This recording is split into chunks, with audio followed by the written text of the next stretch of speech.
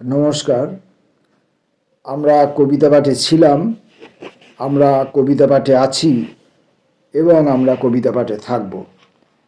আর আগের ভিডিওতে আমরা জয় গোস্বামীর আত্মজীবনীর অংশ এই পর্বের 4টি কবিতা 1, 2, 3, 4 4টি কবিতা পড়েছিলাম। আজকে আমরা সেই আত্মজীবনীর অংশ থেকেই আর কতটুকু পড়া যায়, কতটুকু পড়তে পারি, সক্ষম হই, সেটা দেখা যাক। 5 নম্বর অংশে এবার এটা তিনি একটি নামকরণ করেছেন। এর আগে আত্মজীবনীর অংশে 1, 2, 3, 4 এইভাবেই তিনি লিখেছেন। 5 নম্বর অংশটিতে এসে তিনি একটি নামকরণ করেছেন, লাঠি লিখিত কবিতা। অর্থাৎ লাঠি, জয় গোস্বামীর লাঠি হোক, আমার লাঠি হোক, আমাদের সকলের লাঠি হোক, দুর্বলের লাঠি হোক, সবলের লাঠি হোক, কোন লাঠি আমি জানি না, সেই লাঠি স্বয়ং কবিতা লিখছে। সবলের লাঠি কবিতা লিখবে না, এটা এ ব্যাপারে নিশ্চিত। যাই হোক, এবার দেখা যাক। আমরা আসি কবিতার ভেতরে। কোনো দ্বীপ, কোনো চূড়া, কোনো নীল, কোনো বিন্দু, কোনো সীমা, কোনো সংখ্যা, কোনো রং, কোনো বিষ, কোনো বাষ্প, কোনো মেঘ, কোনো রক্ত, কোনো জল, কোনো চক্ষু, কোনো শ্বাস, কোনো বোধ, কোনো রোদ, কোনো অস্ত্র, কোনো মূল, কোনো ছিন্ন, কোনো আরতি, কোনো আর্ত, কোনো নাদ, কোনো শোক, কোনো শোধ, কোনো বর্ষি, কোনো টোপ, কোনো টাকরা, কোনো কিছু, কোনো পিছু, কোনো স্বর, কোনো যন্ত্র। লাঠিকে জানালা দিয়ে বলে সবাই, এসব কি করছো, মন দিয়ে শুরু করো। লাঠি ডান পাশ ফিরে শোয়, যেন তার কোনো ডান পাশ আছে, এবং শুরু করে। কোনো যন্ত্র, কোনো যন্ত্রী, কোনো রবি, কোনো শঙ্কর, কোনো সং, কোনো করাত, কোনো কাঠ, কোনো চেলা, কোনো চিতা, কোনো মরা, কোনো ডোম, কোনো গুরু, কোনো দণ্ড, কোনো লাঠি, কোনো ঠকাস, কোনো ঠাঁই, কোনো কোল, কোনো মাথা, কোনো লেখা, কোনো লেখা, কোনো প্রেম। লাঠিকে জানলা দিয়ে ধমকায় সবাই, আবার আরম্ভ করেছ, শিগগির কাজে মন দাও। লাঠি বাঁ পাশ ফিরে শোয়, যেন তার কোনো বাঁ পাশ আছে, এবং মন দেয়। আর কোনো কণ্টিকারী দেশভক্ত কারিগর নয়, নয় কোনো শ্রদ্ধাপ্রাণ তরঙ্গ নয় হরষিত, আর কোনো ভেদবুদ্ধি বালুচরে কৃপাত্যাগ নয়, নয় কোনো বেনাবন শান্তশিষ্ট সাহসী বা ভীত, আর নয় কোনো দীনপঞ্জী মধুর ঋতু ছলবিদ্যা নয়, নয় কোনো দিলদরজা জুয়াচুরি নয় অনুসুয়া, নয় কোনো কাঁথা শিল্প বলামাত্র কুহু ডাকা নয়, যা হবে তা বক দেখানো, সাঁটে লেখা হবে হুক্কা হুয়া। ভুল বকছে জানালায় কোলাহল, ঘুম পাড়াও ঘুমও লাঠি, এখন আর প্রেম করার দরকার নেই। যেখানে ঘুমের নিচে রং ফেরানো, ব্যাধের কালো হাতের পাশে ফর্সা হাত, যেখানে জলের নিচে ডাকগাড়ি, উল্টে থাকা চাকার পাশে কচুরি পানা, ড্রাইভারের বিধবা আর অবিবাহিত বোনের চোখে এক ফোঁটাও কান্না নেই, যেখানে ঠিক নানা জাতের নেশার লোক, এদিক ওদিক তড়িৎ গতি পেনশিলার, যেখানে খেল টাঙিয়ে দেওয়া খেলার ফলের গায়ে ছিদ্র সাপ পরীক্ষিত, যেখানে সব বস্তি বাড়ি বেশ্যা বাড়ি, হিস্সা নিয়ে যখন খুশি খুন খারাপ, মায়েরা সব নিজের ঘরে লোক বসায়, শুকনো মুখে ঘুরে বেড়ায় বাচ্চারা, ভাঙা বাড়ির ঘরে মজুদ বিস্ফোরক, 2-4 জন দিন মজুর ছত্রখান, দলা পাকিয়ে মাংস হয়, সেইখানে সেই লেখায় প্রেমের কোনো জায়গা নেই। জায়গা দাও, জায়গা নিচু, জলের নিচু, পাথর নিচু, প্রেমের নিচু, আস্তাবল, খাওয়ার নিচু, হুমরি নিচু, উঠেও নিচু, থাকার নিচু, আস্তাবল, খাটনি উঁচু, গাইতি উঁচু, গরাদ উঁচু, ঘণ্টা পিছু হিসেব হয়, ঘামের দাম, সোনার দাম, থালা গেলাস, শিউলি দাস হিসেব হয়, 1 ঘন্টা এই লোকটা, 3 ঘন্টা বুকের ওপর 3টে লোক, একটা মুখ নেমে আসছে, উঠে পড়ছে, আর একটা মুখ চিহ্ন নেই, খাটের দাম, শাখা সিঁদুর, সাঁজ সকাল, রান্নাঘর হিসাব হয়, থাকাও নিচু, জায়গা নিচু, ঘেঁষাঘেঁষির হৃদয় নিচু, আস্তাবল, একটা খাটের 2জন লোক, মধ্যে জল, পার হবার উপায় নেই, পেরো জল, রাস্তা নিচু, দৌড় নিচু, হুমড়ি নিচু, হাঁপাও, শেষে ভোরের খোলা পাহাড় উঁচু, আস্তাবল, ঘুম পাহাড়, রাস্তা যায় ভোরবেলার, রাস্তা যাও ভোরবেলায়। সাবাস, আমি ঘরে ঢুকে লাঠিকে অভিনন্দন জানাই, দারুণ ফিরতে পেরেছ, তারিফ পাবে তুমি। আমি লাঠিকে কয়েকদিনের জন্য ধার দিই, আমার মাথা চেপে বসিয়ে দিই তার ঘাড়ের ওপর, আর সে আমাকে ধার দেয় তার মেরুদণ্ড। তারপর রওনা দিই আমরা বাতাসে তৈরি একটি বইয়ের ভেতর, বাতাসে তৈরি একটি বইয়ের ভিতর।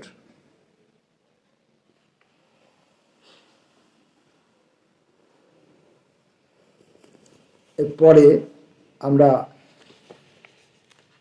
6 নম্বর কবিতাটিতে আসব, আত্মজীবনীর অংশেরই 6 নম্বর কবিতা।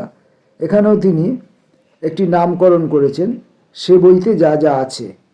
বলে রাখা ভালো, আমি এই কবিতাগুলো বারবার পড়ে ধাতস্থ হয়ে তারপর পড়ছি না, বা মুখস্থ করে তারপর পড়ছি না। হয়তো একবার কখনো আগে, দুবার কখনো আগে পড়েছিলাম, কিন্তু সে আমি স্মৃতিতে ধরে রাখা সম্ভব নয়। এত জটিল, এত বিস্তৃত, এত ব্যাপক কবির বলার পরিধি, তার এত দেখার বিস্তার, এগুলো মনে রাখা সম্ভব নয়।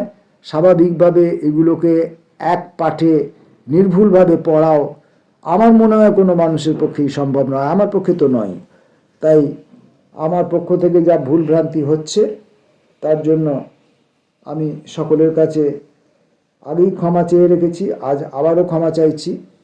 আমাকে শুধু কবিতাগুলো উচ্চারণ করতে দিন। মন্ত্র যদি ভুল উচ্চারণ হয় তাহলেও হয়তো কিছুটা কাজ হতেও পারে আমার মনোজগতে, আমার চৈতন্য জগতে, আমার অক্ষর ব্যবহারের ক্ষেত্রে। 6 নম্বর অংশবিশেষ, সে বইতে যা যা আছে। দেখি কোন বইতে আর কি কি আছে। মেঘের মধ্য দিয়ে চলে আসা জীবনের মধ্যে বলা আছে কিভাবে একটা বিন্দুর উপর পাক খায় ঘূর্ণিঝড়। বাতাসের ভেতরকার নীল রং এ বইতে বলা আছে। খাঁড়ির মধ্যে পড়ে থাকা একলা নৌকোর মধ্যেকার জল, জলবন্দী খরর মরর মাছ এবং নেংটি পড়া মাচ্চোর বালকদের কথা। হ্যাঁ, চৌর্য শক্তি বলা আছে এই পুস্তকে। ধরা পড়ার আগেও, ধরা পড়ার পরের অবস্থা, তা থেকে পুনর্বাসনের উপায় এবং যে কোনো বয়সে চোট এবং ভালো মানুষের স্বভাবের মধ্যে যাতায়াত বজায় রাখবার উপায় বলা আছে বইতে। এছাড়া মাথা মাটিতে পুঁতে খোলা দেখানো, কোট মোড়ের মাজমাওয়ালা গোপাল ও মোড়ে মোড়ে কোটে বাজারে রেজিস্ট্রি অফিসের সামনে তার বিক্রি করা আশ্চর্য মাদুলির কথাও আছে।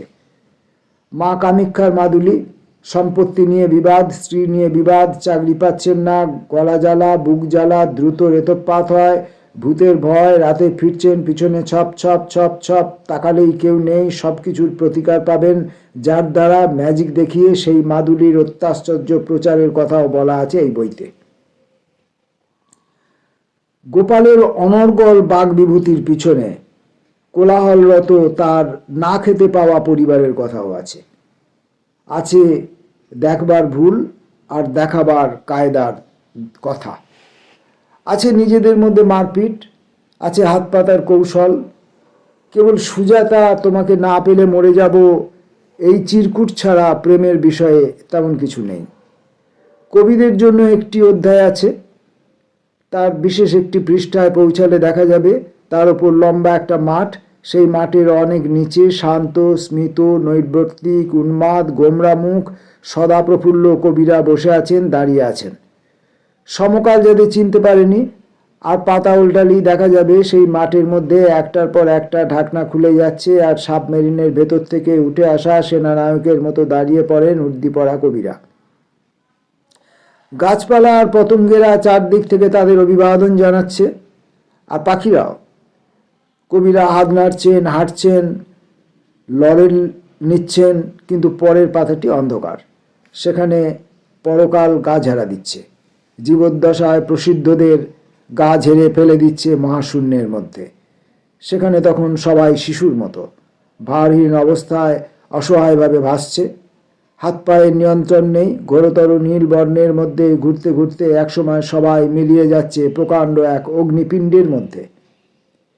এমনকি সেই আগুন ফুঁড়েও বেরিয়ে আসছে কেউ কেউ স্বর্ণশরীর নর্তকের মতো বিচ্ছুরণময়। কেননা হ্যাঁ, এই বইতে বলা আছে কিভাবে ঘটে আগুনের সঙ্গে মিশ্রণ। কি বিচিত্র বই বলুন তো। রিপিটেডলি এটা পড়ুন বা রিপিটেডলি এটা শুনুন। বইটির ব্যাপ্তি, বইটার মধ্যে বিষয়ের ব্যাপ্তি। গুলি মারুন আপনার কবিতার অন্তমিল, আপনার পর্ব, আপনার ওই যাবতীয় ব্যাকরণ আদি। শব্দগুলি আমার মুখে এসে এসে হাজির হয় না ঠিক মতো করে, সময়ে সময়ে স্মৃতির বিস্মৃতি পর্ব বোধহয় এসে গেছে। তখন আমি জয় গোস্বামীর কাছে কবিতা শিখতে বসেছি এই বিস্মৃতি নিয়ে। আপনারা হাসছেন।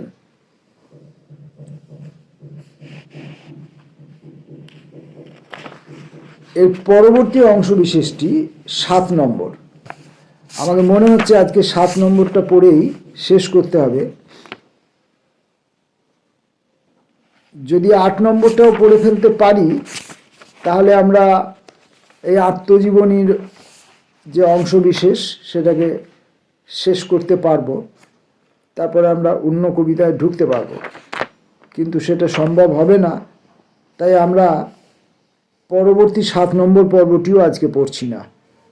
পরের ভিডিওতে আমরা 7 নম্বর 8 নম্বর পর্ব দুটো একসঙ্গে পড়ব। পড়ে আমরা জয় গোস্বামীর পরবর্তী কবিতার দিকে যাব। অতএব আজকে আত্মজীবনীর অংশবিশেষের সামান্য একটু অংশ পড়লাম। পড়েছি মাত্র 5 আর 6, 5 আর 6 দুটি মাত্র অংশ পড়েছি। এই দুটি অংশ এত এত লক্ষাধিক অংশকে জুড়ে ধরেছে একটা জায়গার মধ্যে। আমাদের জীবনে এত অংশই নেই, আমাদের জীবনে জীবনই নেই। আমাদের জীবন ছোট্ট একটা টানা সরল রেখা, কোনো জটিলতা নেই, কোনো আঁক নেই, কোনো বাঁক নেই, কোনো বর্ণ নেই, কোনো বৈচিত্র্য নেই, কোনো স্ফীততা নেই, তেমন করে উল্লেখযোগ্য কোনো ক্ষীণতাও নেই। কিছুই নেই আমাদের জীবনে, নেইটাও স্পষ্টভাবে নেই। ধন্যবাদ, নমস্কার।